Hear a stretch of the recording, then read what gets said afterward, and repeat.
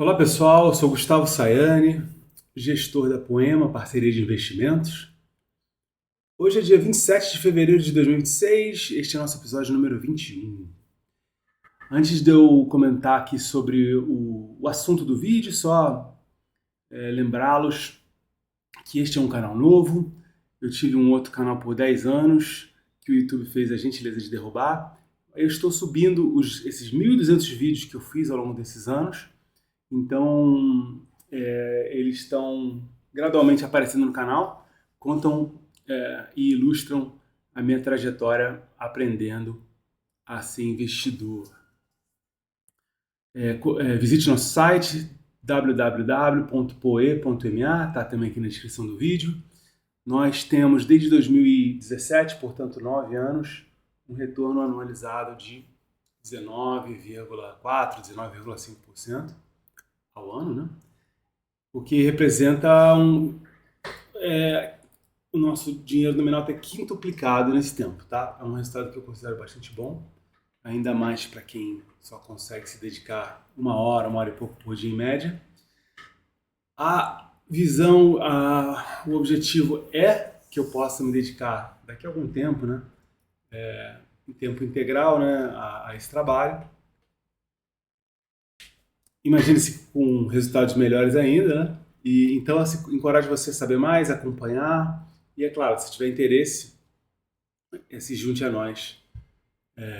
Procuramos cotistas e parceiros com mentalidade de longo prazo, de olhar os investimentos como negócios e não como mera estatística, vamos dizer assim. Bom, saiu essa notícia ontem, que já está bem polêmica, né? Que o Jack Dorsey, fundador do Twitter, fez um layoff grande, né? Representando 40% da força de trabalho da empresa dele, que é a Block. De maneira nenhuma é o tipo de coisa que eu reajo, né? E vou lá fazer análise da empresa, muito menos um vídeo, porque a filosofia que eu sigo, que vem do Warren Buffett, vem do Ben Graham e de toda uma turma chamada de Value Investing, é olhar para o que está esquecido e não para o que está, né, para o Césio 137 brilhando ali, irradiando, né? É para olhar aquela fábrica de tijolo que está ali esquecida, ninguém está olhando e ela está te dando 25% ao ano de lucro, né? Porém, é inegável que nós estamos vivendo um momento bem de muita atividade, de discurso em torno da inteligência artificial. Eu vou te poupar dos meus pensamentos, das minhas elucubrações sobre inteligência artificial, além de dizer que de fato é muito fascinante e eu acho que é muito transformador assim. Como? Eu não sei. Bom, então recapitulando, ontem o Jack Dorsey fez esse memorando, houve esse layoff de 4.000 pessoas, né? 40% da força de trabalho da Block. Então hoje vamos fazer uma rápida análise da Block e entender que empresa é essa, né? Olha, de acordo com o Wikipedia, nós temos aqui as subsidiárias, né? Square. Square é uma maneira de se pagar, né? Já tem bastante tempo. Começou com uma ferramentinha, um dispositivozinho quadrado, né? Por isso que chama Square. Eu não sei para onde isso foi, não vou nos Estados Unidos há um tempo. Até fui, mas passei 3 dias, não conta muito. Então tem vamos ver aqui. Tá, entendi. Tá, então tem Square. Olha.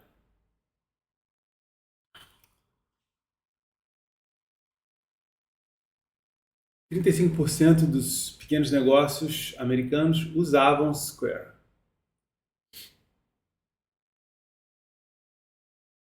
Não diz assim, usavam quanto, né? Mas tudo bem. Cash App, uma carteira digital. Afterpay, uma plataforma de pagamento australiana. BitKey, custódia de Bitcoin. Proto, sistema de mineração de Bitcoin.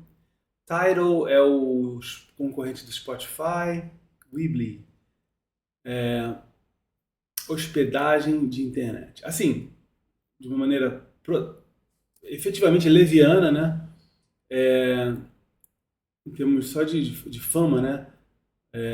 Tem Square, mas assim, nós temos a Visa, Mastercard e digitalmente Stripe, né?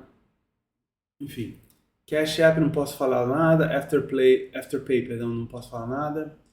Bitkey e Proto, né, que são de Bitcoin, Bitcoin está sofrendo um drawdown, né, desculpa o anglicismo aí, de 50%, né, também está um momento assim de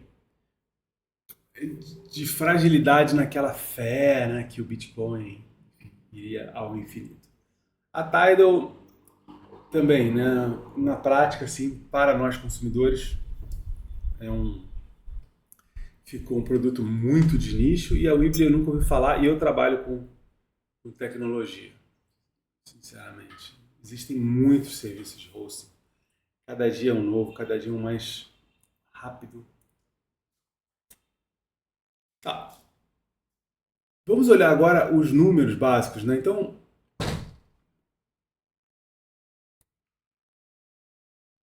eu até tenho ela aqui, olha que interessante, nem lembrava que eu já tinha anotado. Isso significa que existem BDRs, ou existiam BDRs da Block.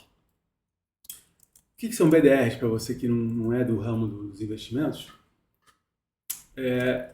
Brazilian Depository Receipts, basicamente um instrumentozinho que permite nós comprarmos frações da sociedade na Block, ações, vamos dizer, né? Do Brasil mesmo, tá? É um bom mecanismo porque se você comprar lá nos Estados Unidos é uma burocracia, uma tarifa, né?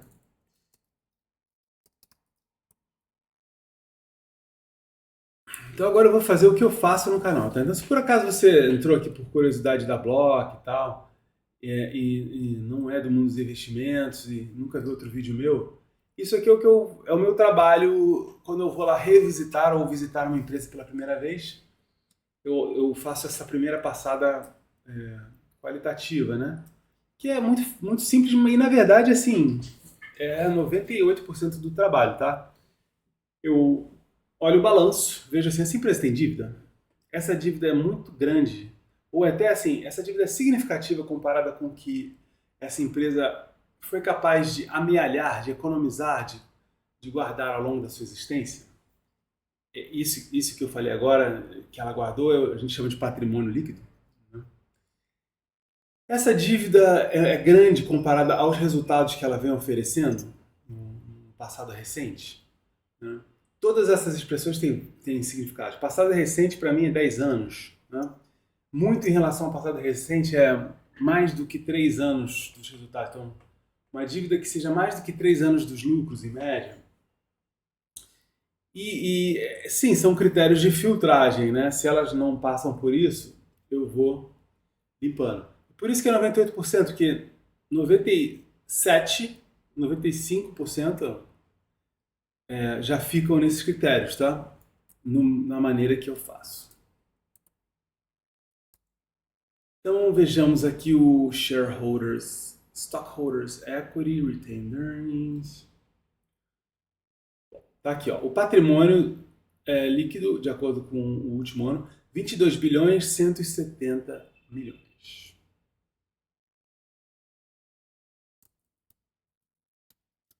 Tá, uma coisa que salta muito aos olhos aqui é que de 21 para 25, deixa eu ver se aqui é 25.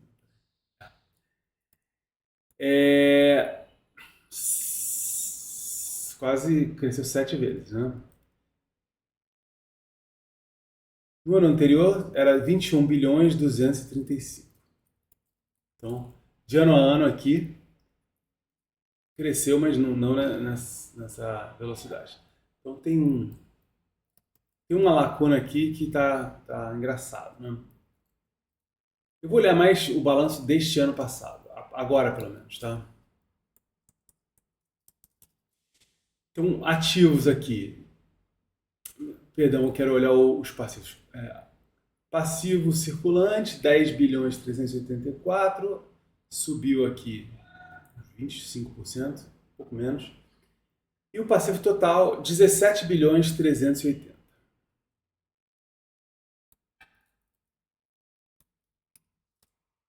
Então, a primeira coisa que eu bato o olho aqui é na relação entre o passivo e o patrimônio, né, que está abaixo de um. E isso, a princípio, é bom. Tá? É, empresas de tecnologia, de software como a Block, tipicamente precisam ter essa relação leve mesmo, porque elas não precisam de muitos ativos para operar. É diferente de uma usina siderúrgica, né, que precisa de um terreno gigante, um maquinário pesadíssimo, isso tudo é muito caro. Né? Software é muito propriedade e capacidade intelectual. Né? Que é outra coisa que vai ser fascinante de ver para o futuro, né? Porque talvez agora também inteligência seja maquinário, né? Tokens, né? Mas tokens se transformando em, em chips, né? Com uma amortização, pelo menos agora, muito rápida, né? Vejamos agora a parte de dívidas. Então temos aqui current portion of long-term debt, 1 bilhão 573 e a dívidas de longo prazo aqui, long-term debt, 5 bilhões 716. Então 7 bilhões 829. Então, olhando assim, o balanço parece tranquilo. Dívida bruta sobre patrimônio líquido 0,42. Eu procuro com toda a força me ater como investidor a empresas que tenham esse número entre 0 e 0,5. Tá? 0,42 está próximo do limite máximo. Tá ok. Tá? Muitos investidores se sentem confortáveis em investir em empresas com esse espectro entre 0 e 1. E mesmo a dívida líquida entre 0 e 1, o que é muito diferente. Né? Aqui é a dívida bruta. Eu sou muito draconiano, eu escolho pouquíssimas empresas, aceito que uma ou outra vão usar a alavancagem em seu benefício e aceito também que com poucas empresas a oscilação das nossas cotações é relativamente grande, porém tem dado resultados bons, né? Então, não só para mim, né? Para alguns dos maiores investidores de que se tem notícia. Então eu sigo essa filosofia. Né? Liquidez corrente, então vai ser a relação entre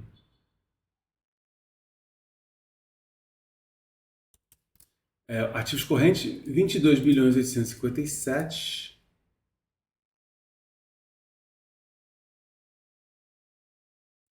E o passivo corrente, ou circulante, divididos por 10 bilhões 384.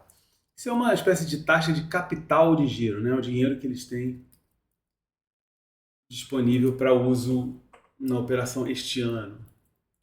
Vejamos receita, 24 bilhões 194.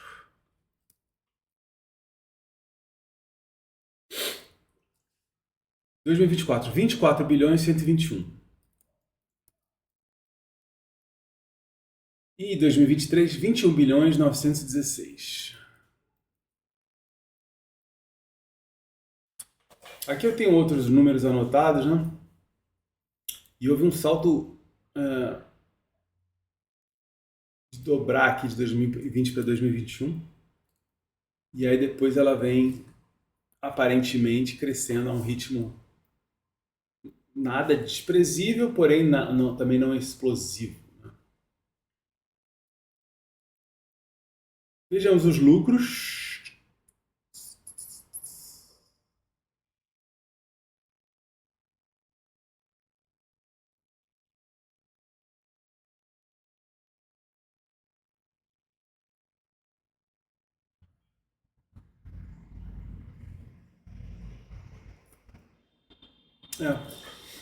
Eu vou colocar esse comprehensive income aqui como sendo um número de base para lucro.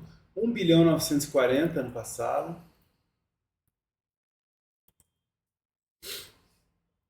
2024, 2 bilhões 244 e 2023, 124 bilhões.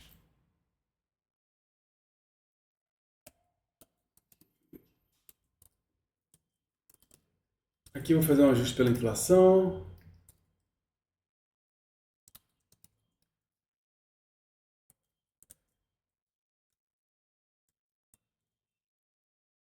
Deixa eu só me certificar que a inflação está assim. Não, não está. Ainda não está contemplando 2025, porque eu ainda não analisei empresas americanas em dólar após 2025. Para o efeito do vídeo, tá ok, tá? Porque a inflação americana ano passado não foi grande, tá? E a gente não faz análise para tentar arremessar um jogo de basquete do outro lado da quadra para tentar fazer uma cesta. É só enterrada mesmo, entendeu? Então essa distorção aqui pode ser desprezada. E finalmente fluxo de caixa livre. A maneira que eu faço pelo menos assim, uma passada inicial é bem simples, que é o somatório de fluxo de caixa operacional com fluxo de caixa de investimentos. Né? Neste caso, 2 bilhões 580 menos 2 bilhões 801. Então, menos 221. 2024, 1 bilhão 707 de operacional com positivos 650 milhões de caixa de investimento.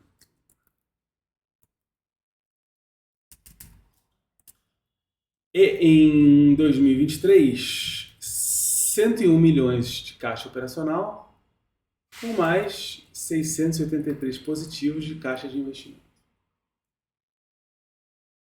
A pergunta que eu queria responder ao olhar isso, porque eu sou desconfiado, deveria ser muito mais, mas eu sou desconfiado. E quando o Jack Dorsey fala, nossas empresas são lucrativas e estão indo bem, né? E aí o cara faz um layoff de 40%, né? Fala, será que estão sendo lucrativas mesmo, né? Tá me incomodando de eu não ter os números de 2020 e 2022 aqui. Então, peraí. Blocks, 10K, 20, 23.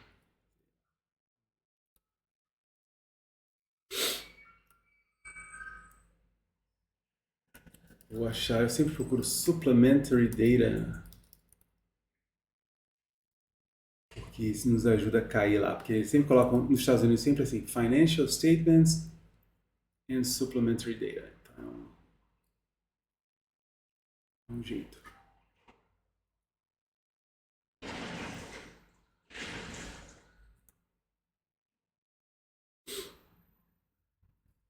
Então, a receita aqui, a gente está olhando 2022, 17 bilhões 531.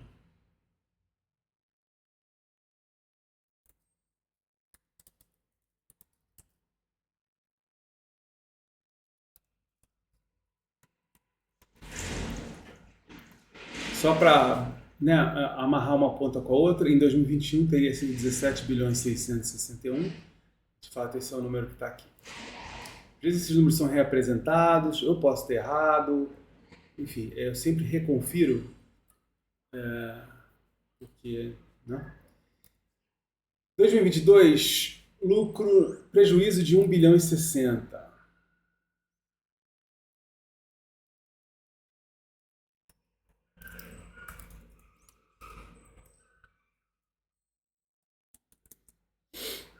E o fluxo de caixa livre?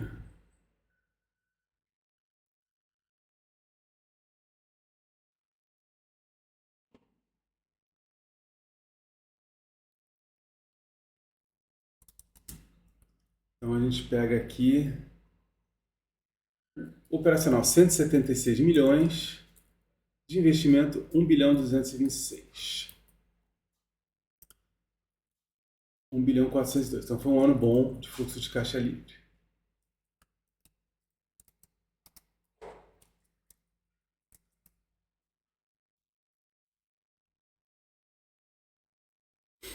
Aí eu vou extrair a média de 7 anos aqui.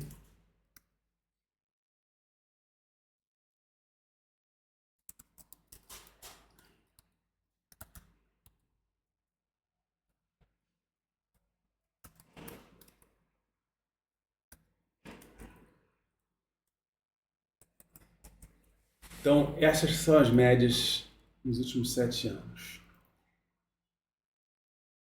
Para uma empresa em franco crescimento, a média não diz muito, né? Para uma empresa mais estável, né, uma Petrobras, uma Vale, sei lá, mesmo uma Google, tá? A média já diz alguma coisa, né? Então, 560, um patrimônio de 22,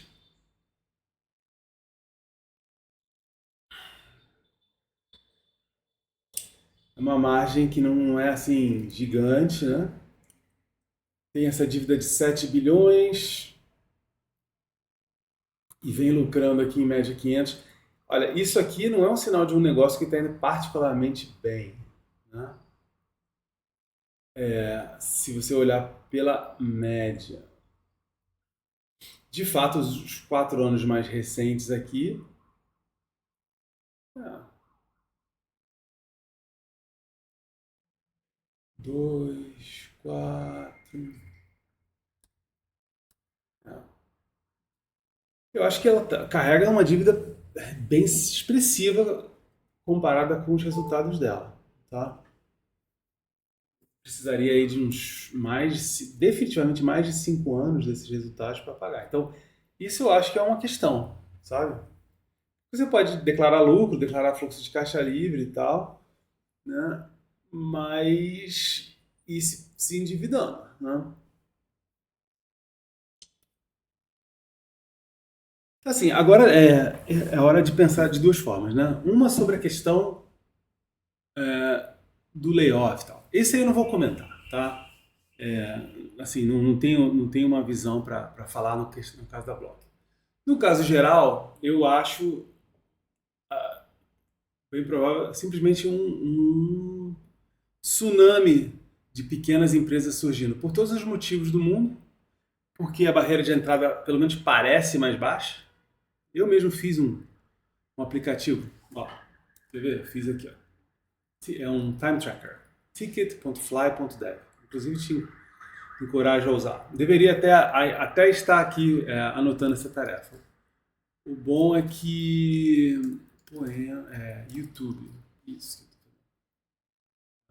Opa, YouTube. Estou com um bug aqui. Então eu fiz esse aplicativo, claro que está muito incipiente, né? Mas eu fiz assim, em 3 horas. Tá online, se você quiser usar, você usa, né? Eu vou acertando os bugs. A barreira de entrada para criar aplicações e tal caiu, caiu a 2% do que era. Pelo menos para começar, menos até. Então muita coisa nova vai surgir. E as coisas gigantes que estão infladas mesmo, né? Que estão gordurosas, os negócios, tem todo o incentivo do mundo para emagrecer mesmo. Tá? Isso aí não tem nem muito o que discutir agora. Eu mesmo estou, entre trabalhos, estou procurando o próximo, né? Meu trabalho é como engenheiro de software, né? Tenho essa formação de produto, design. É lógico que é uma situação desconfortável, assim, não sei o que vai ser meu próximo, porém eu estou aproveitando loucamente, né, para aprender isso e tal. E fascinado, né? E criando coisas, né? Fazendo projetos com amigos e com pessoas muito inteligentes e tal. Pode ser que eu firme em um emprego ainda, enquanto eu não for dedicado à parceria de investimentos, que é o meu objetivo, tá? Pode ser que algum desses produtos dê um dinheirinho que eu consiga sobreviver dele e aí vai. E tem o outro lado, né, desse dilema que assim, tá bom, você seria investidor na Block, né? Olha, sem saber o preço, eu já ficaria um pouco assim, porque existem outras empresas cujos fundamentos são melhores. Entretanto, digamos assim, pô, você quer de graça a Block? Né? Ou você quer um número muito barato? Né? Por que não? Vejamos então um aspecto fundamental da análise que é quanto ela custa. Né? Então vamos lá. Block, Market Cap, Yahoo Finance.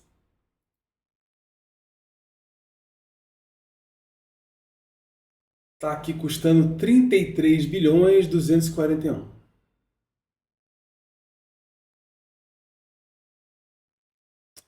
A minha pergunta, ó, isso aqui é interessante, tá? Porque ela deu um salto com a notícia, né?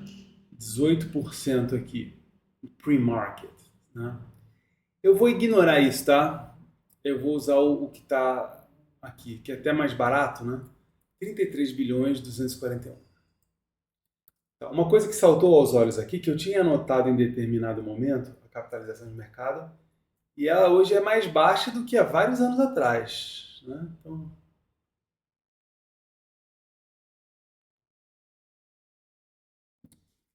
aliás, assim, pelo menos em termos de preço de ação, caiu brutalmente, né? Teve algum split, não sei o quê. Talvez, né? Porque é engraçado. Ah, tá.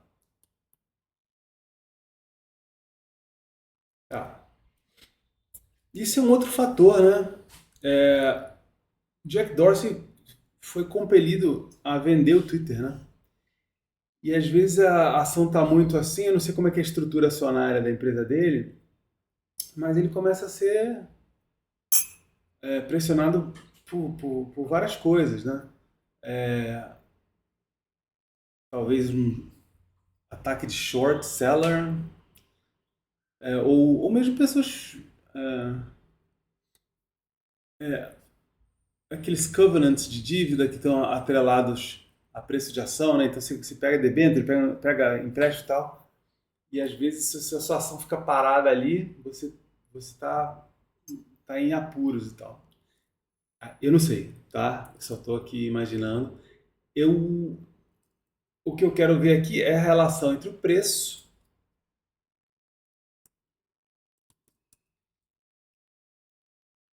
e, nesse caso, o lucro, o fluxo de caixa, e aqui o preço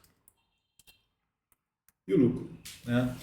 Olhando assim, de uma maneira bem Ben Graham, né?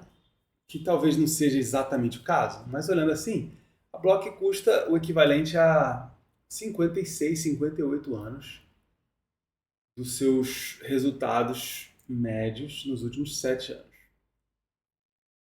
E isso é a parte mais fascinante dos investimentos para mim, e eu acho que eu nunca vi ninguém falar, não é que eu seja gênio, nada, não, nada disso, nem que eu seja inteligente por isso, mas é que essas coisas elas precisam estar na medida do homem, da nossa vida, né?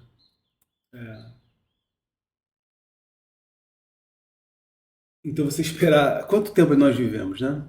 É, esperar 56 anos para ter o retorno, né? Se eu viver mais 56 anos, eu vou, aos números de hoje, eu vou ser uma das pessoas mais velhas do mundo. Então, assim, é muito tempo, né? Ok, a ação subiu 20%. Mais ainda, né? Porque aí de 56 anos vai para quase 70, né? Então, isso é a Block, né? Eu não investiria porque, de novo, eu vou pegar um exemplo quase bobo, né? Petrobras. Sério. Petrobras. Deixa eu fazer só esse ajuste aqui.